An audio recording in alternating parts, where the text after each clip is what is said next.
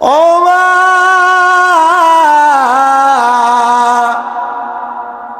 আদমের সঙ্গ দেওয়ার জন্য আল্লাহ আমার আপনার আম্মা জান হাওয়া আলাইহিস সালাতু ওয়াস সালামকে বানাইলেন আদমের পাঁজরের হাড্ডি দিয়া।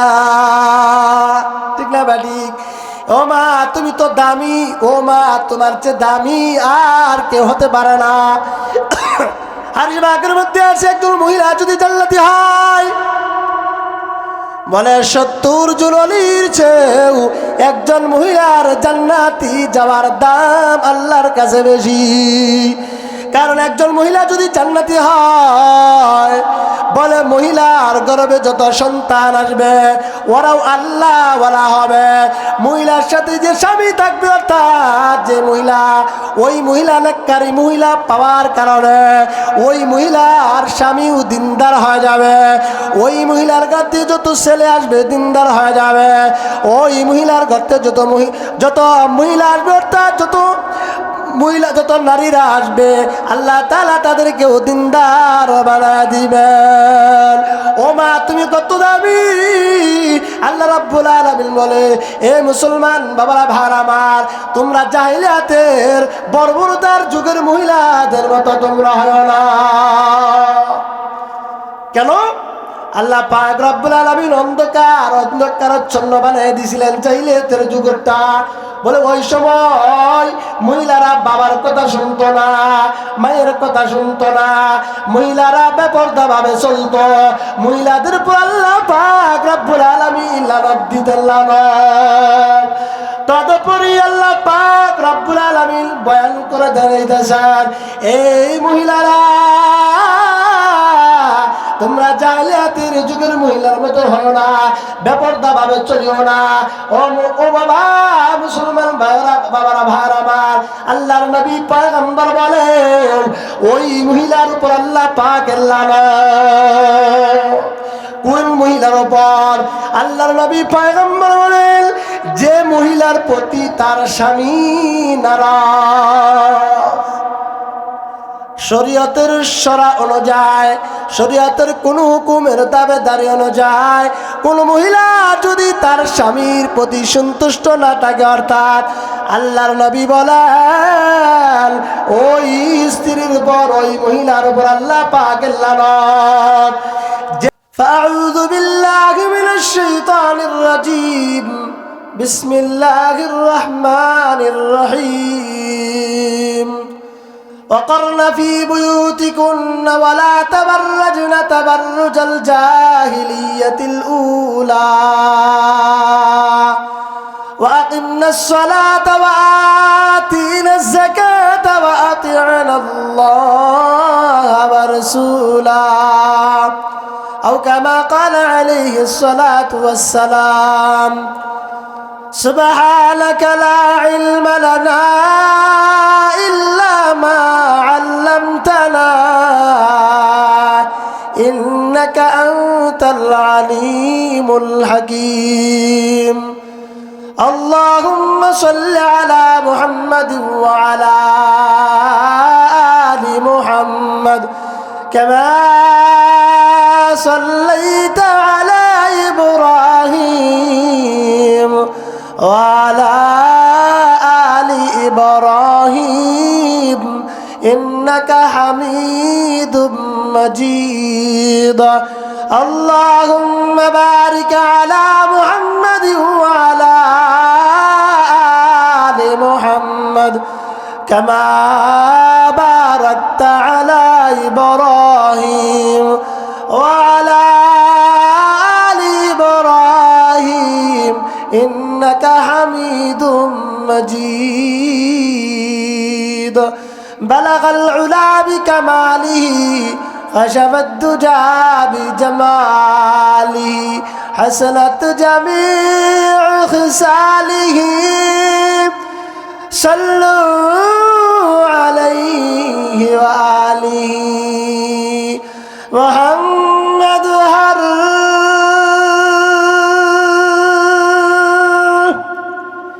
گزنا گفتا تانا گفتا جبرائیل মোহাম্মদ হর গিজনা গুফতা তানা গুফতা জিবরাইল জিবরাইল হর গিজনা গুফতা তানা গুফতা রব্বুল জলিল বলগল আলা বিকামালিহি خشف الدجى بجماله حسنت جميع خصاله صلوا عليه وآله الحمد لله হবির বাড়ি মধ্যপাড়া মসজিদে কুবা ও মদিনাতুল উলুম মাদ্রাসার উদ্যোগে হাফেজ ছাত্রদের পাকড়ি প্রদান উপলক্ষে পঞ্চম বার্ষিক ইসলামী মহাসম্মেলনের সম্মানিত সভাপতি, সম্মানিত সহসভাপতি, প্রধান আলোচক, প্রধান বক্তা এবং আল্লাহ পাকের আশিকিন জাকিরিন মুহিব্বিন, আল্লাহ তাআলা রাব্বুল আলামিনের ইসলাম প্রিয়, দিন প্রিয় আশিকিন জাকিরিন, আমার শ্রদ্ধেয় পর্দার অন্তরের মা ও বোনেরা, আপনাদেরকে সালামের মাধ্যমে আবার শুরু করতেছি। আসসালামু আলাইকুম ওয়া রাহমাতুল্লাহি ওয়া বারাকাতুহু। আল্লাহ পাক রব্বুল আলামিন বলেন, ওয়াকারনা ফি বুয়ুতিকুন্না ওয়ালা তাবাররাজনা তাবাররুজাল জাহিলিয়াতিল উলা। আল্লাহ পাক রব্বুল আলামিন বলে, এ মুসলমান ভাইরা আমার, আল্লাহ তাআলা মা বোনদেরকে ডাক দিয়ে বলতেছেন, এ পর্দার অন্তরের মা, আল্লাহ তাআলা আপনাদের জন্য ওয়াজ করতেছেন, আপনাদেরকে জানা দিতেছেন, ও মা আপনি এত সম্মানী, ও মা আপনি এত সম্মানী, ও মা আপনার বেটি আল্লাহর নবী পয়গম্বরের জন্ম, ও মা আপনার বেটি হযরত জাকারিয়া আলাইহিস সালাতুস সালামের মতো নবীদের জন্ম, ও মা আপনি এত দামি, এত দামি, এত দামি, ও মা কিভাবে বাস করলে আপনাদেরকে বুঝাইতে পারবো। এজন্য আল্লাহ পাক রব্বুল আলামিন পবিত্র কালামের ভিতরে বলেন, ওয়াকারনা ফি বুয়ুতিকুন্না ওয়ালা তাবাররাজনা তাবাররুজাল জাহিলিয়াতিল উলা। ও আমার আম্মা জানেরা, আল্লাহ পাক রব্বুল আলামিন বলতেছে, খবরদার খবরদার, জাহালিয়াতের মহিলাদের মতো তোমরা বেপরদা হও না, জাহালিয়াতের মহিলাদের মতো তোমরা মূর্খ বর্বরতা পোষণ করিও না। ও মা তোমরা জানো জাহালিয়াত কাকে বলে? যেই সময় আল্লাহ পাক রব্বুল আলামিনের রাসূল তুমি এখন আসে নাই, নবী তৎকাল আল্লাহ তাআলা বন্ধ করে দিয়েছিলেন। আল্লাহর নবী আসার পূর্বে কিছুদিন পর্যন্ত নবী না থাকার কারণে, দাওয়াতের আমল না থাকার কারণে ওই যুগটার নাম হয়ে গেছিল আইয়ামে জাহালিয়াতের যুগ। কিসের যুগ? আইয়ামে জাহালিয়াতের যুগ হয়ে গেছিল। ও মুসলমান, আপনারা জানেন আইয়ামে জাহালিয়াতের যুগ অন্ধকার বর্বরতার যুগ। সন্তান তার বাবার পরিচয় দিতে পারত না, কারণ মায়েরা তাদের বিবাহ শাদী হইত না। বলে যদি ওই সময় কন্যা সন্তান জন্মগ্রহণ করত, আল্লাহ পাক রব্বুল আলামিন ওই যুগটাকে এত অন্ধকার বর্বরতার যুগ হয়ে গেছিল। আল্লাহ রাব্বুল আলামিন ওই যুগের কথা ধারণ করে আল্লাহ তাআলা বলে, ওয়াকারনা ফি বুয়ুতিকুন্না ওয়ালা তাবাররাজনা তাবাররুজাল জাহিলিয়াতিল উলা। এ মুসলমান বাবারা ভাইরা আমার, এ পর্দার অন্তরের মা, আপনাদেরকে আবার আল্লাহ ওয়াজ করে বলেন, এ মা, জালিয়াতের যুগের মহিলাদের মতো তোমরা বেপরদা করিও না। ও মুসলমান বাবারা ভাইরা আমার, ও মা তুমি কত দামি। তোমার গর্বে হাসান হুসাইনের জন্ম। ও মা, হাসাইন জান্নাতের সর্দার, হুসাইন জান্নাতের সর্দার, যুবকদের জান্নাতের সর্দার। ও মা, তোমরা কি জানো? ও মা, হাসাইন হুসাইনের মা মহিলাদের জান্নাতের সর্দারিনী। ও মুসলমান মা, তুমি যখন আল্লাহর নাফরমানি করো, স্বামীর হুকুম গুলো মানো না, আল্লাহর হুকুম গুলো মানো না, আল্লাহর বিরোধিতা করো, ও মা, তোমার আল্লাহ কত সুন্দর করে বানাইছি জানোনি? দুনিয়ার ভিতরে যত মানুষ, যত জীব জানোয়ার আল্লাহ দুনিয়ার ভিতরে পাঠাইছেন রে বাবা, বলে আর ভিতর থেকে আশরাফুল মাখলুকাত মানব জাতিকে আল্লাহ সর্বশ্রেষ্ঠ করিয়া বানায়া দিয়েছেন। বলেন সুবহানাল্লাহ। মানব জাতিকে আল্লাহ তাআলা শ্রেষ্ঠ বানাইছেন। বলে মানব জাতির ভিতরে দুই ধরনের আছে, একজন মহিলা আরেকজন পুরুষ। আল্লাহ তাআলা রব্বুল আলামিন সর্বপ্রথম আল্লাহ তাআলা পুরুষদেরকে বানাইছেন। বলেন তো আল্লাহ তাআলা সর্বপ্রথম কাকে বানাইছেন, মহিলা নাকি পুরুষ? আল্লাহ তাআলা রব্বুল আলামিন আমার আপনার আব্বা জান হযরত আদমকে আল্লাহ তাআলা বানাইছেন। আদমকে বানানোর পর আদমের একা ভালো লাগে না। আল্লাহ তাআলা রব্বুল আলামিন আদম থেকে আল্লাহ রব্বুল আলামিন হযরতে হাওয়া আলাইহিস সালাতু ওয়াস সালামকে বানাইলেন। বলেন না সুবহানাল্লাহ। তার মানে বোঝা গেল আল্লাহ তাআলা রব্বুল আলামিন পুরুষের শান্তি, রহমত, পুরুষকে একানিষ্ঠতা বাবা বা একা একত্ব কাটানোর জন্য আল্লাহ তাআলা মহিলাদেরকে পাঠাইছেন। ঠিক না বা ঠিক? ও মা,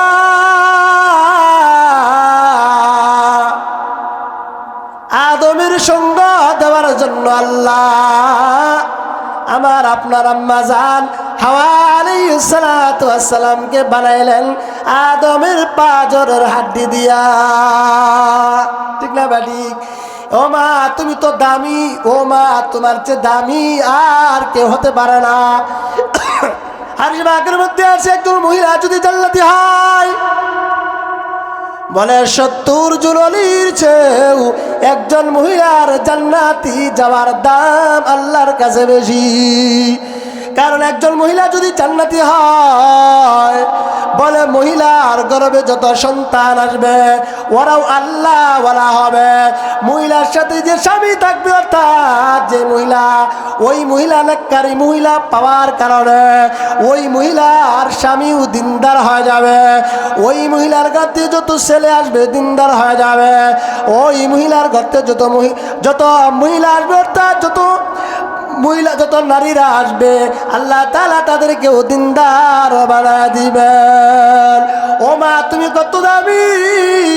আল্লাহ রাব্বুল আলামিন বলে, এ মুসলমান বাবারা ভাইরা আমার, তোমরা জাহিলিয়াতের বর্বরতার যুগের মহিলাদের মতো তোমরা হয় না। কেন? আল্লাহ পাক রব্বুল আলামিন অন্ধকারাচ্ছন্ন বানিয়ে দিয়েছিলেন জাহিলিয়াতের যুগটা। বলে ওই সময় মহিলারা বাবার কথা শুনতো না, মায়ের কথা শুনতো না, মহিলারা বেপরদা ভাবে চলতো। মহিলাদের উপর আল্লাহ পাক রব্বুল আলামিন লানত দিতেন, লানত। তদুপরি আল্লাহ পাক রব্বুল আলামিন বয়ান করে দেখাইতেছেন, এই মহিলারা তোমরা জাহিলিয়াতের যুগের মহিলার মতো হও না, বেপরদা ভাবে চলিও না। ও বাবা মুসলমান বাবারা ভাইরা আমার, আল্লাহর নবী পয়গম্বর বলেন ওই মহিলার উপর আল্লাহ পাকের লানত। কোন মহিলার উপর? আল্লাহর নবী পয়গম্বর বলেন যে মহিলার প্রতি তার স্বামী নারাজ। শরীয়তের শরা অনুযায়ী, শরীয়তের কোন হুকুমের দাবেদারি অনুযায়ী কোন মহিলা যদি তার স্বামীর প্রতি সন্তুষ্ট না থাকে, অর্থাৎ আল্লাহর নবী বলেন ওই স্ত্রীর উপর, ওই মহিলার উপর আল্লাহ পাকের লানত, যে মহিলার প্রতি তার স্বামী নারাজ হয়ে আছে। যেমন বর্তমান জামানা, এখন মোবাইল, ফেসবুক, ইন্টারনেট এগুলা থাকার কারণে স্বামী যদি বলে বিবি এক গ্লাস পানি দাও, বিবি বলে তুমি কি চোখে দেখো না, পানি ঢালিয়া তুমি খাইতে পারো না। আল্লাহর নবী পয়গম্বর বলে ও স্ত্রীর উপর লানত, যে মহিলা, যে স্ত্রী তার স্বামীর মুখে মুখে তর্ক করে। আরো মারাত্মক বিষয় আছে। অমুসলমান বাবারা ভাই আমার, ও পর্দার অন্তরাল মা, ও বোন, স্বামী কত দামি, স্বামী কত দামি। আল্লাহর নবী পয়গম্বর বলেন, আল্লাহর নবী পয়গম্বরের কাছে দুইজন মহিলা আসলেন। আয়েশা বলতেছেন ইয়া রাসূলুল্লাহ, ইয়া হাবিবাল্লাহ, পুরুষরা তো নিজে টাকা ইনকাম করে, ওই টাকার ভিতর থেকে দান করে, সদকা করে, মসজিদ বানায়, মাদ্রাসা বানায়, নিজে ইবাদত করার জন্য আল্লাহর রাস্তায় জিহাদে যায়। ইয়া হাবিব, আপনি আমাদের কেমন আমল শিক্ষা দেয়া দেন, যে আমল করলে আমরাও পুরুষের সম পরিমাণ নেকি পেয়ে যায়। আল্লাহর নবীর প্রিয় হাবিব মুহাম্মদুর রাসূলুল্লাহ সাল্লাল্লাহু আলাইহি ওয়াসাল্লাম বলেন, তুমি তোমার স্বামীর খিদমত করো। আল্লাহর নবীর কে আবার মহিলার জিজ্ঞাসা করলো, ইয়া রাসূলুল্লাহ, এর চেয়ে উত্তম কোন আমল দিয়া দেন। আল্লাহর নবীর পয়গম্বর বলে, তোমার স্বামীর খিদমত করো। কেন এত গুরুত্ব? আল্লাহর নবী পয়গম্বর বলেন, আল্লাহ তাআলা রাব্বুল আলামিনের পরে সিজদা করার জন্য, আল্লাহ রাব্বুল আলামিনের কুদরতি পায়ে সিজদা করার মতো উপযুক্ত আর দ্বিতীয় কোন যদি ব্যক্তি থাকতো, আল্লাহর নবী পয়গম্বর বলেন, তাহলে আমি রাসূল বলতাম ওই মহিলারা যেন তাদের স্বামীকে সিজদা করে। মারাত্মক কথা, কিভাবে বুঝাইবো মা? ও পর্দার অন্তরের মা, আমি আপনাদেরকে কিভাবে বুঝাইবো? ও মুসলমান, বোঝানোর ভাষা আমার নাই। তবে আল্লাহ তাআলা রাব্বুল আলামিন রাসূল বলেন, যদি আল্লাহর পরে কেউ সিজদা দেওয়ার অনুমতি দেওয়া হইতো, আল্লাহর নবী বলেন, তাহলে মহিলাদেরকে আমি বলতাম মহিলারা যেন তারা তাদের নিজের স্বামীদেরকে সিজদা করে। মারাত্মক বিষয়। ও মুসলমান, আল্লাহ পাকের লানত ওই মহিলার উপর।